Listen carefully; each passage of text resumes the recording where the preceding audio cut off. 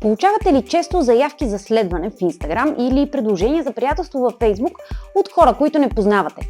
А правите ли си труда да проверите дали това са истински хора? Ето няколко знаци, че може и да не са. Ако се загледаме внимателно в профилните снимки на тримата, ще забележим, че във всяка нещо не е наред.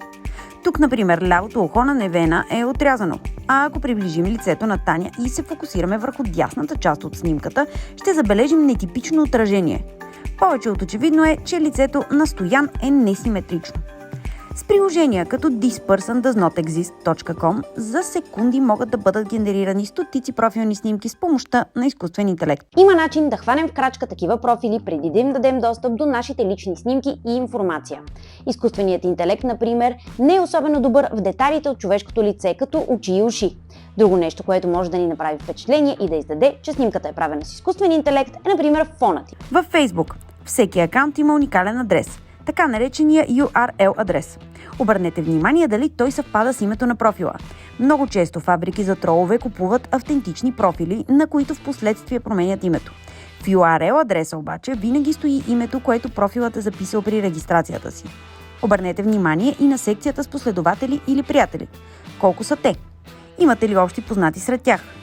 Често се случва да получим заявка за следване от току-що създадени профили, чието последователи могат да се преброят на пръстите на едната ръка. В такива случаи, освен ако не познавате човека лично, е добре хубаво да се замислите преди да му дадете достъп до профила си. Съдържанието, което един профил публикува, също може да ви ориентира за неговата легитимност. Ако във фида се споделят единствено чужди статуси или видеа, а профилната снимка е на кученце, котенце или цветенце, то е доста вероятно да сте попаднали на някой нелегитимен профил или трол. Троловете са истински хора, които имат свръхактивно поведение в социалните мрежи. Те често получават и заплащане, за да публикуват определено съдържание. Такива профили могат да се използват за злоупотребни цели, като например за разпространение на дезинформация. Бъдете на щрек, когато следвате и любимите си инфлуенсъри.